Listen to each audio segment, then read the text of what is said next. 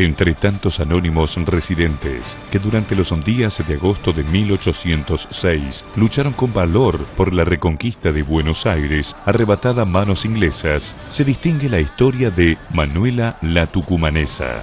Según el documento, que más tarde le otorgara el grado de subteniente de infantería, se dice que luchó codo a codo con su marido, con el que formaba una pareja de leones y que era una mujer varonil con alegría de presagio de victoria, que acaudilló grupos de guerrilleros de todas las edades, los cuales arrastraron cañones hasta la Plaza Mayor para luchar contra los invasores de 1806.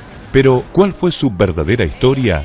¿Dónde termina la fantasía y comienza la realidad de la vida de Manuela Pedraza, la tucumanesa? Bueno, Luisito, ¿cómo te va? ¿Cómo estás vos? Bien, Juan, un gusto en verte de nuevo. Me gustaría plantearte un temita bastante interesante y muy poco conocido por nuestra historia, y es el referido a Manuela Pedraza, que es un personaje bastante olvidado. ¿Sabes algo de Manuela Pedraza? Solamente la conozco de nombre, Juan, pero realmente no sé nada de ella. Pues, ese es un poco el tema. La gente quizás no sabe muy mucho de qué se trata o de a quién referimos cuando aludimos a Manuela Pedraza. En realidad podemos decir que su nombre verdadero era Manuela Hurtado y Pedraza, y que había nacido en principio en Tucumán en fines del siglo XVIII aproximadamente, era tucumana, ¿sí?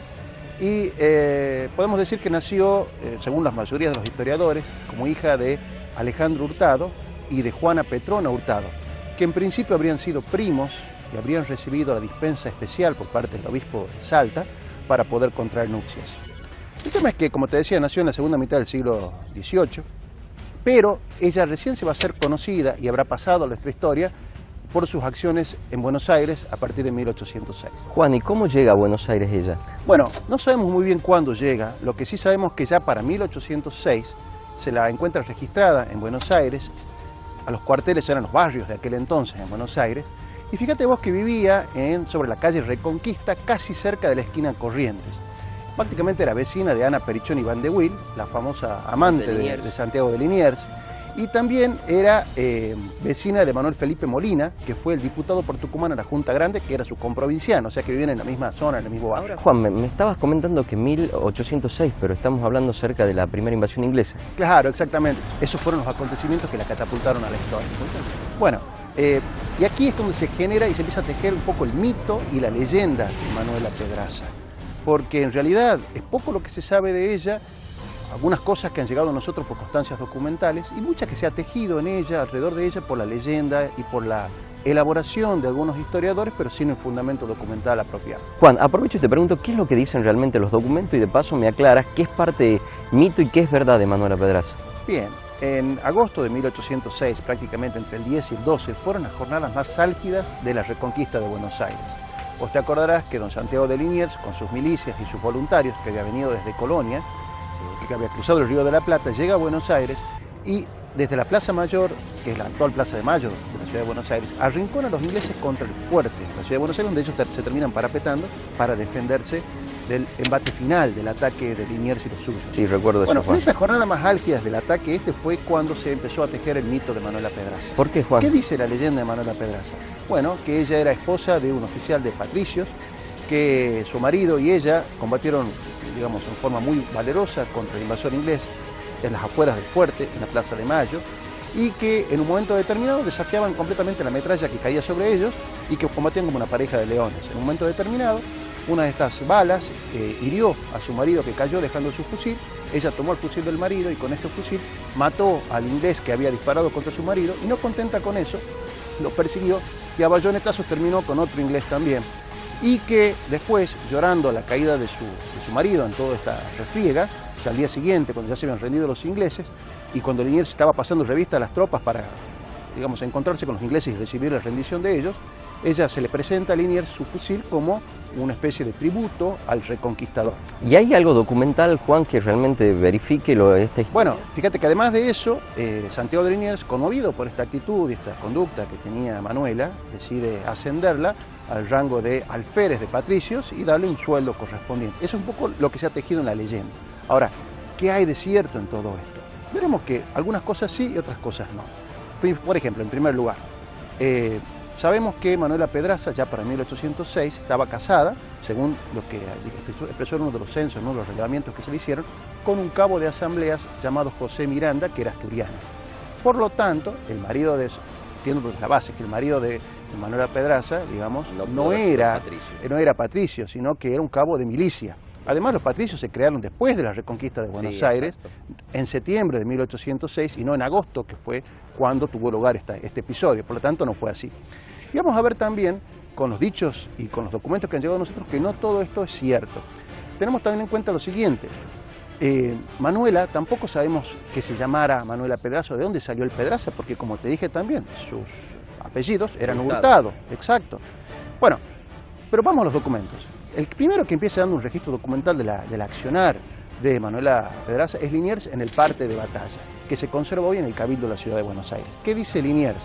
Dice que Manuela, la tucumanesa, o sea, con lo cual se está confirmando en primer lugar que nació en Tucumán, o sea que es comprovinciana nuestra, combatió valerosamente al invasor inglés, eso es lo que dice en su parte, y que tomó un fusil junto con su marido, que era cabo de asamblea, es decir, cabo de milicia, ¿sí?, que tomó el fusil, con ese fusil mató a un inglés, y ese fusil se lo presentó después valerosamente como una ofrenda cuando él pasó a revista a las tropas para recibir la rendición de Verde. No debe omitirse el nombre de la mujer de un cabo de asamblea llamada Manuela la Tucumanesa, que combatiendo al lado de su marido con sublime entereza mató a un inglés del que me presentó el fusil. Santiago de Liniers, agosto de 1806. Bien, entonces conforme las crónicas de Liniers, el combate sí existió, la entrega del fusil sí existió, ella sí mató al inglés. A un solo inglés, no a dos, como dice la leyenda, mató a uno, y no se sabe tampoco que si el marido hubiera muerto, porque nadie menciona que hubiera fallecido su marido en la refriega. Son especulaciones. Sí, fíjate que en forma concordante con esta información, años después, Bartolomé Mitre, recogiendo también testimonios contemporáneos al tema, confirma prácticamente todos los mismos datos que nos está aportando Santiago de Liniers. Hasta las mujeres recibieron la corona del triunfo en la cabeza de una heroína llamada Manuela la Tucumana, que combatiendo en ese día al lado de su marido, mató con sus propias manos un soldado a quien quitó el fusil que presentó a Liniers, recibiendo en premio de su hazaña los despachos de alférez. Bartolomé Mitre. Confirma que Manuela era tucumana, confirma que se le llamaba la tucumanesa, confirma también que tuvo su episodio de valor en las mediciones de la Plaza de Mayo contra los ingleses y que ofreció su fusil a Liniers como una ofrenda de todo eso. Hasta aquí todo bien, Juan, pero después de este combate en la primera invasión inglesa, ¿cómo sigue la vida de esta tucumana? Acompáñame que te cuento. Dale.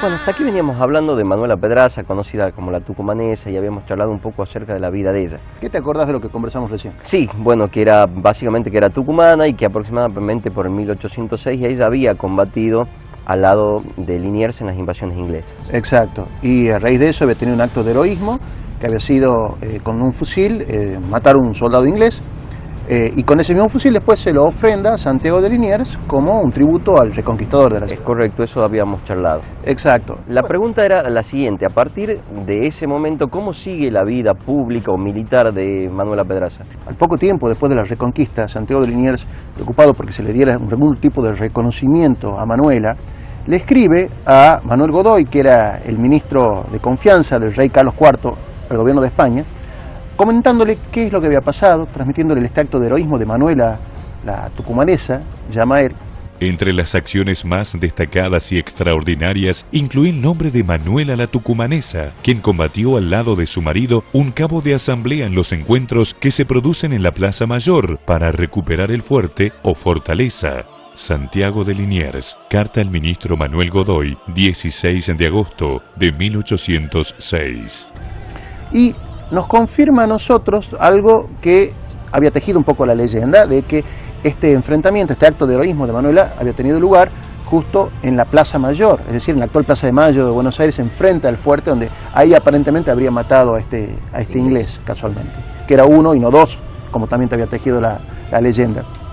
Al poco tiempo, también Santiago de Liniers se dirige no solamente al gobierno de España, sabiendo que esto iba a demorar bastante, sino también al Cabildo de la Ciudad de Buenos Aires, donde él pide que se le reconozca, y fíjate que él habla de Manuela Hurtado y Pedraza. Ahí ya aparece este apellido Pedraza en segundo lugar, que nadie sabe tampoco de dónde salió.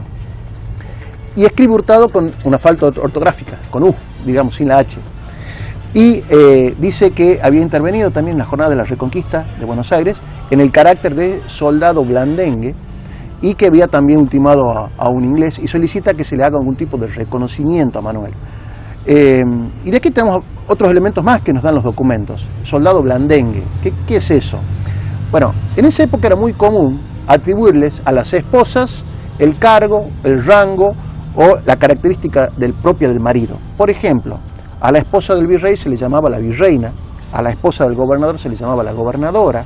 Entonces no es muy raro pensar de que a ella se le diera el carácter del regimiento en el cual participaba su marido. Dijimos que estaba casada con un cabo de asamblea, José Miranda, pero ¿de qué regimiento era? Bueno, de los blandengues, casualmente, porque decían que ella había actuado como soldado blandengue, es decir, se le había asociado el regimiento del marido. Con lo cual, ese es otro dato en el cual tenemos que el marido no era patricio, sino que era un blandengue, evidentemente de asamblea, de milicias. Entonces el Cabildo, ante este pedido de Santiago de Liniers, resuelve reconocerle a Manuela Pedraza el rango, el grado de soldado del regimiento de artilleros de la Unión, de artillería de la Unión, y darle un reconocimiento extraordinario de 50 pesos por única vez y con un rango y un sueldo mensual de 10 pesos mensuales. Entonces acá tenemos otro dato también, es decir, que después de la Reconquista no es que se le reconoció el carácter de alférez del regimiento de patricios, como dice la leyenda, sino que en realidad se le dio el rango de soldado raso del regimiento menos apetecible de todos, que era el de artillería.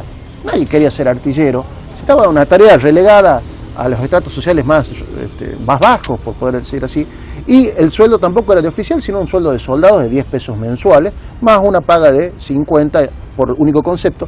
Y este nombramiento tampoco era efectivo, sino que era mientras durara el conflicto con Gran Bretaña. Manuela tenía muchas necesidades económicas, porque ella también se dirige nuevamente a Liniers al poco tiempo y solicita que se le reconozca algún importe por el pago de presas de guerra. ¿Qué son las presas de guerra? Es la parte del botín de guerra que se les reconocía a los soldados. Ella como soldado pedía que se le diera este tipo de reconocimiento. Entonces Liniers, en una anotación marginal, donde ella también firma como Hurtado y Pedraza, y Hurtado con U, sin la H, con lo cual nos muestra que tampoco tenían muy buena ortografía, Liniers reconoce que se le dé en forma provisoria, hasta que se le liquide cuánto le correspondería por el botín de guerra, una cifra de 10 pesos.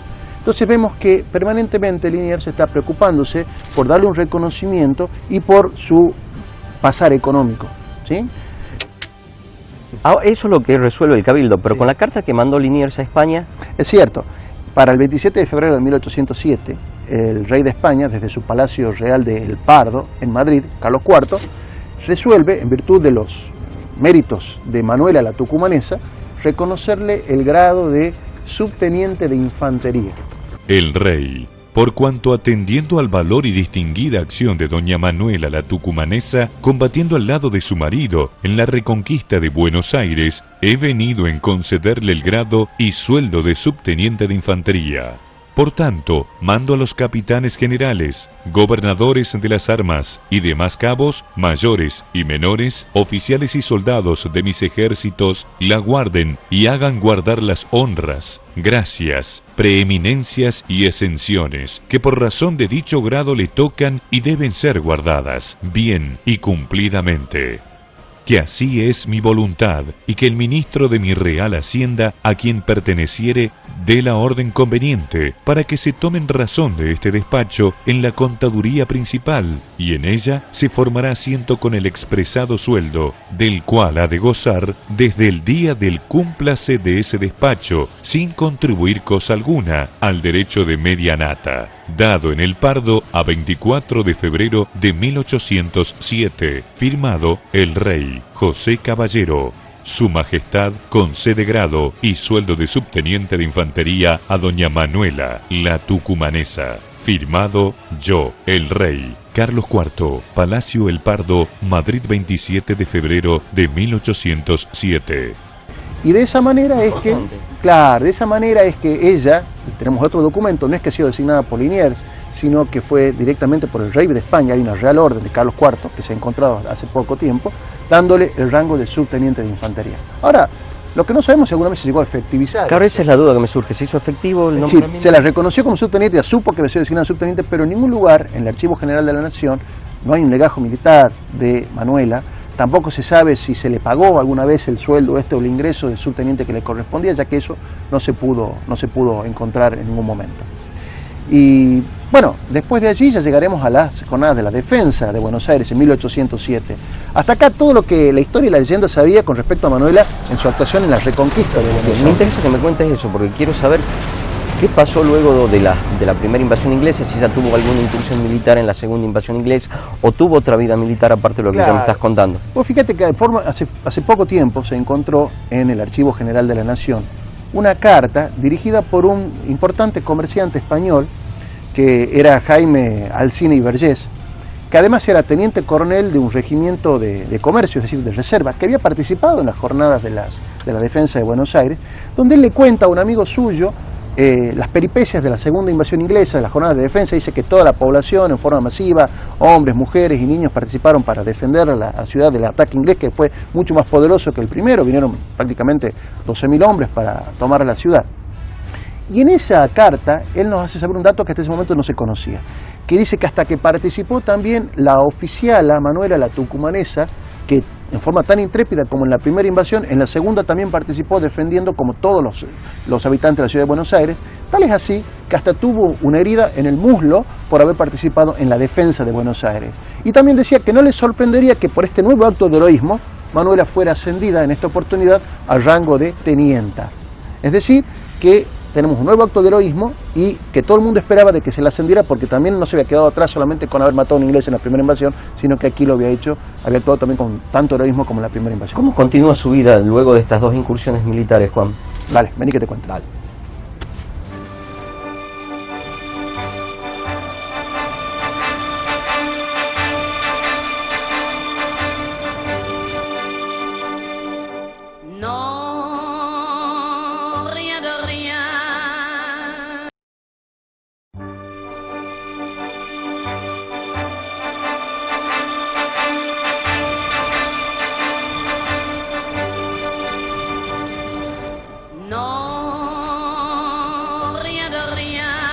Juan, veníamos charlando recién de la vida de Manuela Pedraza y me habías comentado cómo había participado en las primeras incursiones de las invasiones inglesas y cómo Liniers en realidad se había encargado de ella y de procurar que esté siempre asistida por el Estado.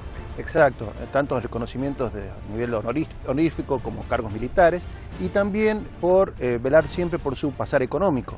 Evidentemente Manuela no provenía de una familia económicamente pudiente, no pertenecía a las familias tradicionales de Tucumán y siempre estuvo solicitando que se le auxiliara económicamente para poder... Juan, también me habías comentado sobre que un comerciante de la época había escrito de la participación de ella en la segunda de las invasiones inglesas. Claro, en el Archivo General de la Nación se encontró una carta de Jaime Alsina y Vergés, un comerciante de la época que había servido en la segunda invasión inglesa como oficial de los cuerpos del comercio, los cuerpos de reserva, y da cuenta también de que Manuel había participado en forma heroica también en las jornadas de la defensa, es decir, la segunda invasión inglesa, y había participado con tanto heroísmo que había resultado herida por un disparo en el muslo también. Bien, hasta acá todo lo que es su participación y su vida militar. Exacto. Luego de esto, ¿qué se sabe de ella? ¿Sigue como militar, su vida cívica? Bueno, vos fíjate que el rastro se pierde de Manuela Pedraza desde 1807 hasta 1810. En 1810 tuvo lugar un censo en la ciudad de Buenos Aires y ahí es donde la volvemos a encontrar. Vos fíjate que en el censo, en el relevamiento de 1806, ella vivía en la intersección de las calles Avenida Corriente y calle Reconquista, prácticamente en la ciudad de Buenos Aires. Ahora se mudó al barrio de Montserrat y figura viviendo sobre la calle Alsina, cerca de la placita de Montserrat en Buenos Aires. Y fíjate que ella declara que está alquilando un cuarto, y en ese cuarto vive ella, que declara tener el fuero de subteniente de infantería, fuero militar, ¿sí? Y declara también estar casada, esta vez con un señor denominado Joaquín Silva, que estaba ausente en ese momento del relevamiento, y también dice que vive con una esclava de su propiedad, con una india denominada Mercedes de 21 años como criada, y también dice que está viviendo con una joven de 19 años que se llama María del Carmen Hurtado, que también dice que es pariente de ella y también es tucumana como ella. Es posible por el apellido. Claro, quizás haya sido una sobrina, pudo haber sido una prima, probablemente. Bueno, entonces ahora vos fijate, esto confirma un poco el origen social y la necesidad económica. En un cuarto vivir hacinadas 5 personas, en ese momento era bastante... Sí, como que cierra el hecho de que comentabas que no pertenecía a ninguna familia pudiente ni de renombre, Exacto. Ni de Buenos Aires ni de Tucumán, y por eso siempre la asistencia de Liniers hacia su situación económica. Fíjate que ella declara como ocupación ser militar, digamos, subteniente y como única fuente de ingresos. Seguro que para alguien de alta sociedad, esgrimir el título de militar no hubiese sido lo más apropiado probablemente, ¿sí? No, evidentemente ella no venía de una clase social alta, que quizás le hubiera dado hasta vergüenza ir a solicitar la ayuda del Estado. Sí. Tampoco fue famosa en su época por tener en su casa las grandes fiestas o saraos que tenían en aquel momento, casas como la de Mariquita Sánchez de Thompson, que era de una familia acaudalada, o de Ana Perichón también, que tenía sus grandes reuniones en su momento, que fueron famosas en todo Buenos Aires. ¿Y qué más se sabe de ella a partir de este censo, Juan? Bueno, al poco tiempo, durante ese mismo año, en 1810, fíjate que la convocan a Manuela para ser madrina del bautismo de los hijos de un matrimonio amigo, ¿sí? Este matrimonio amigo estaba compuesto por Marcos Cuevas y por Clara Aguirre. Casualmente convocan también como padrino de la criatura que había acabado de nacer al que era en ese entonces alcalde de la Hermandad del Rosario.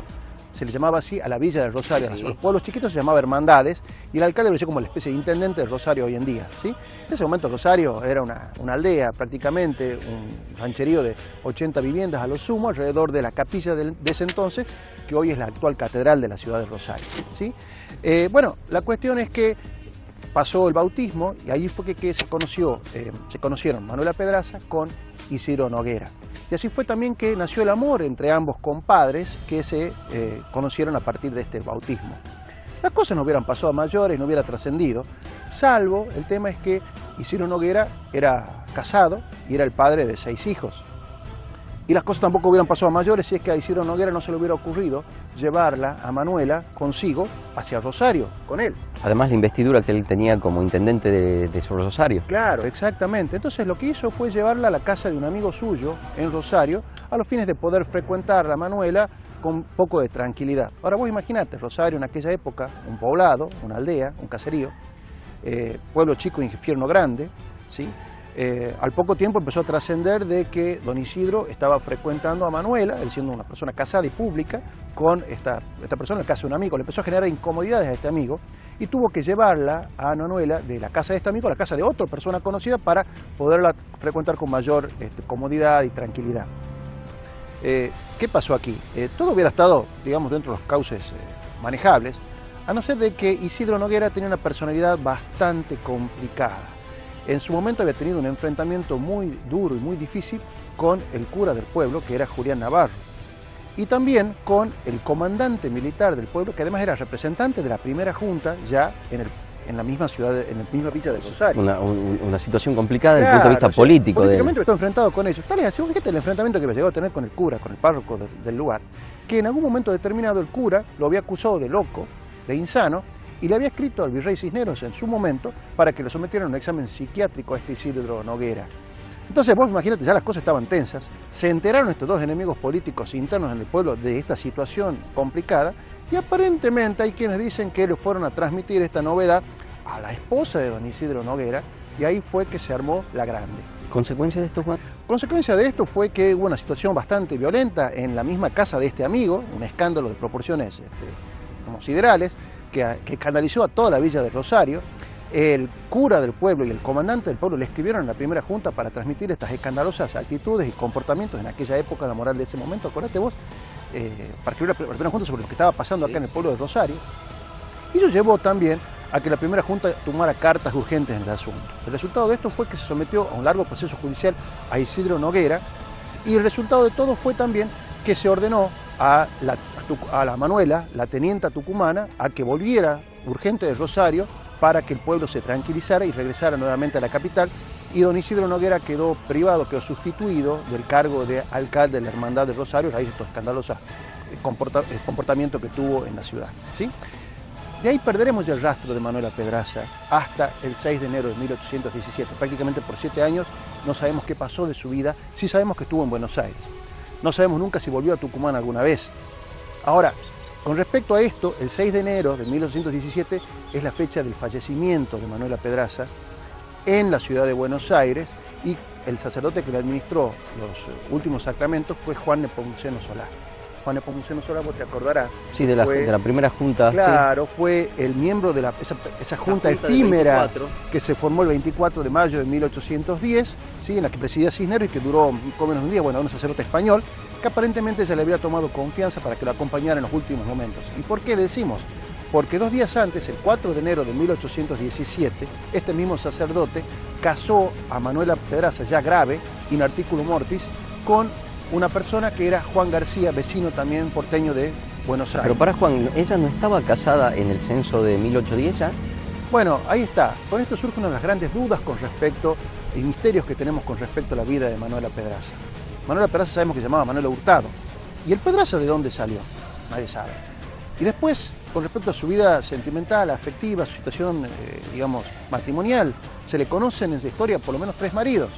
El primero que ella declaró en 1806, que era este cabo de Asamblea, este asturiano, este José Miranda, que después su destino desaparece después de la primera invasión inglesa. Posiblemente quizás haya fallecido, pero nadie lo puede corroborar.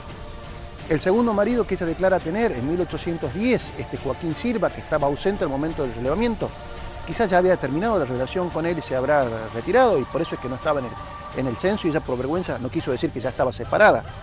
Y por último, este Juan García, con el cual se casa en 1817. De hecho no estaba casado porque pudo contraer nupcias. Bueno, ahí está el tema. Muchos especulan con que quizás estas 2 personas previas, Miranda y Silva, fueron en realidad concubinos de Manuela, y que por una cuestión de prurito social ella los presentó quizás como esposos. Es común a veces que se los presente como esposos sin tener ese vínculo legal. Lo único que podemos asegurar es que el marido efectivo y legal que tuvo, efectivamente fue el último, porque están los documentos que así lo demuestran. De los otros 2 no podemos decir nada, como así muchas cosas de su vida. Sin embargo, Manuela Pedraza tuvo una vida realmente heroica, azarosa, estuvo a punto de dar su vida por su patria en aquel momento, y es por eso que hoy la recordamos en toda la Argentina. Hay muchas calles que recuerdan su nombre. Hay una localidad acá en Tucumán, yendo a Simoca por la ruta 157, que se denomina Manuela Pedraza. Muchas escuelas también se denominan así. Y fíjate que hoy hasta la ciudad de Buenos Aires otorga un premio, que es una mención de honor, Manuela Pedraza, destinado a todas aquellas mujeres que se han destacado en la lucha social. Yo creo que ese es el legado que deja Manuela para toda la patria y los tucumanos, justamente el heroísmo y la vocación de servicio a su nación. Yo creo que es eso, Lucía. Te agradezco, Juan, la verdad que ha sido una charla muy interesante. Pero con mayor gusto. Te acompaño. A estos héroes generosos, una amazona se agrega, que oculta en varonil traje, triunfa de la gente inglesa, Manuela tiene por nombre, por patria tucumanesa. Fragmento del romance sobre la reconquista de Buenos Aires, Padre Pantaleón Rivarola, 1807.